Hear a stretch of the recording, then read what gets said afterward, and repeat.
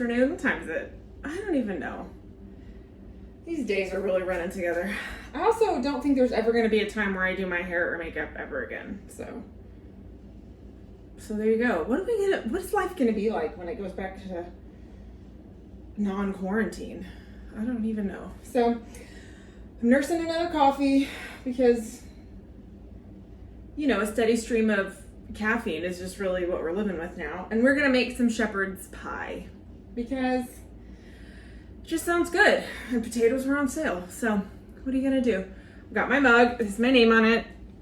My sister-in-law bought it for me. My brother too, but like really my sister-in-law. So we're going to get started. I've already like given us a bit of a head start so that this isn't super long. But this is an easy thing. So buckle in, everyone. Okay, so I took about 2.5 pounds of russet potatoes, boiled them whole with the skin on for about 50 minutes, dumped them out, let them cool for a minute, peeled the skin off with my hands, mashed them, and added about a cup of warmed 50/50 and about 3 tablespoons of melted butter. To that, I added a little salt and pepper. This is just basic mashed potatoes. If you have a different way of making them, make them that way. But this is how I did it for today. And then to that, we're gonna add 1 egg yolk. And the egg yolk is going to help bind it together when it bakes in the oven. So I've got 1 egg yolk. If eggs are at a premium at your house, you can skip this step. If you wanted something that would bind it together a little bit, you could throw in a little cheese or just skip it all together. It's not a big deal. So that is our potato topping. So we're just gonna put it to the side and we'll get it again when we're ready to assemble. So in my skillet here, I have sauteed about a cup of onion, about a tablespoon of garlic, and about 2 medium carrots. So I'm gonna turn the heat back on, bring it up to temp. Where did I put my wooden spoon? Oh, that's fine. We'll just get another one. It's fine. That was loud. All right.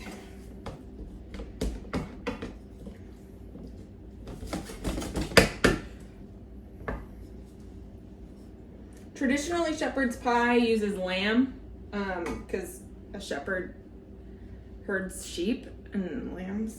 But we're using beef because, you know, for real in quarantine, you can't find lamb, but even normally it's like tricky to find. So beef is totally fine. I've just got a pound of an 85/15 ground beef. And we're just gonna cook this until all the meat is cooked.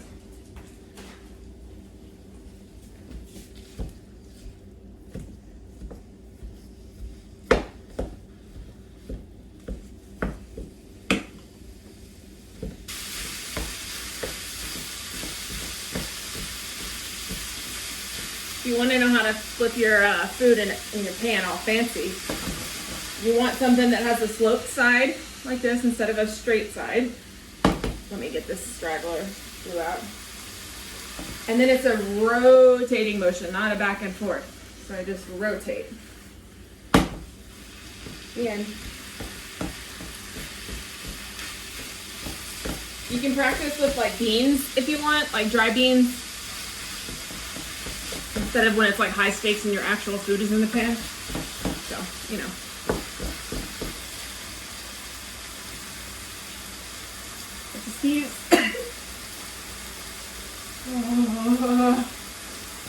My allergies.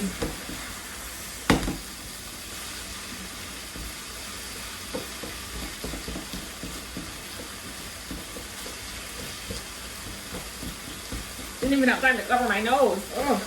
Came out of nowhere. Okay, so to this we're gonna add about half of a can of tomato paste. If you don't have tomato paste, and you've got some just tomatoes or even a little tomato sauce, you could probably make that work. In a pinch, And we're gonna wanna cook this out a little bit.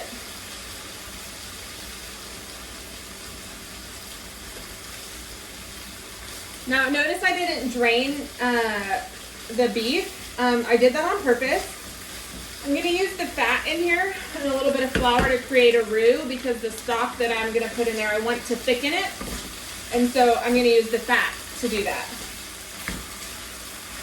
Which is why I got a relatively lean beef that has a smaller fat content, just about 15%, because I don't want it swimming in fat, but I want just enough that it'll help thicken my sauce.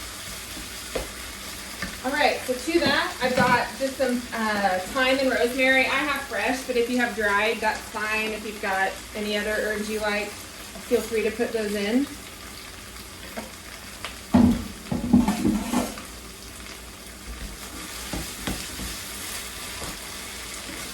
Oh, it smells so good already.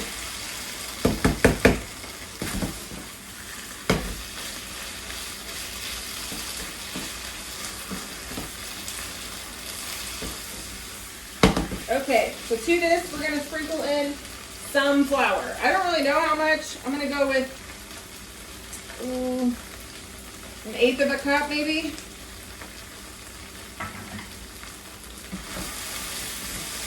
This should be about 2 tablespoons. Mix this in until all the flour is absorbed.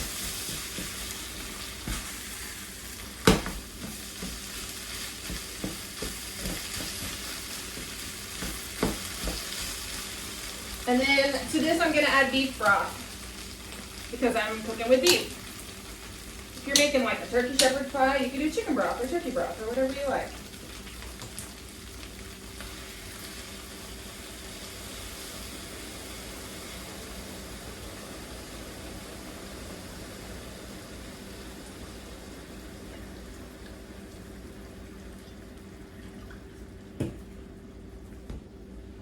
I'm going to bring this back up to a boil until it thickens.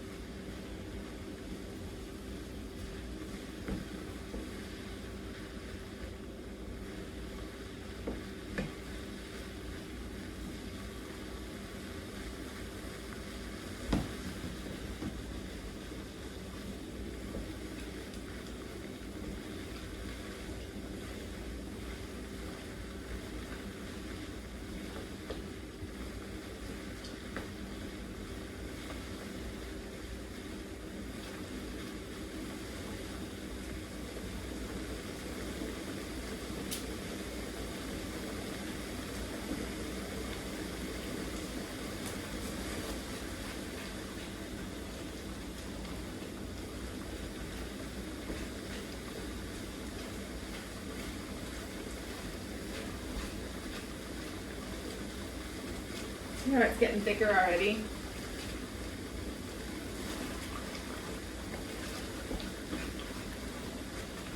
Now if you were skipping flour, you could put some cornstarch in here to get the same sort of thickening properties and making it gluten-free in the process.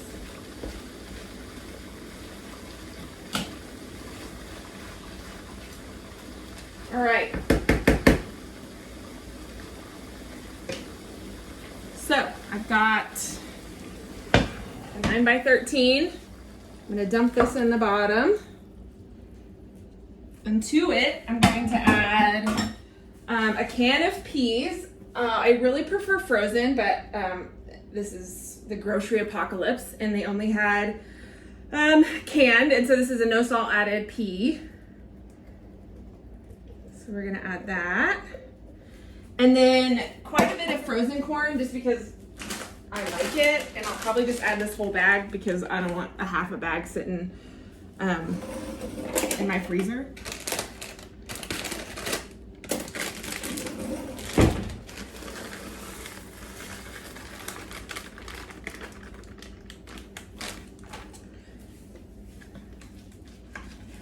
Mix all these together.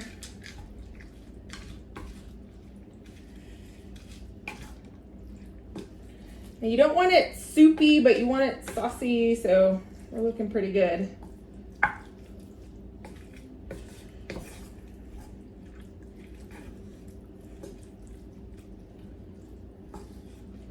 All right, we're gonna spread it out. And then top it with our mashed potatoes. So what I kind of do is just lay them and spread.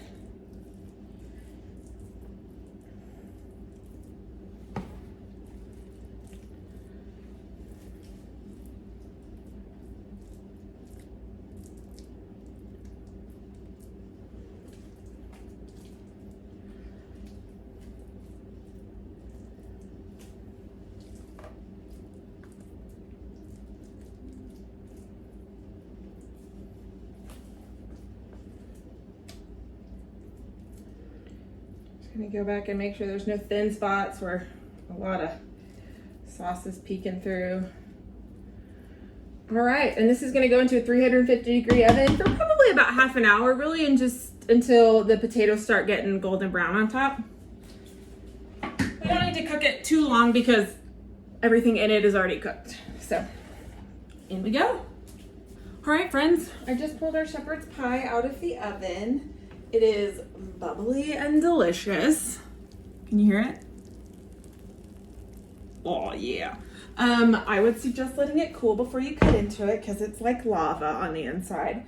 But that's about it. So I'm gonna let this cool, and here in another hour or two, I'm gonna eat it for dinner. So let me know if you make this. You can hashtag Katie's Quarantine Kitchen on Instagram or Facebook, and I will see it. And I'm very excited to see what you come up with. All right, see you tomorrow. Bye.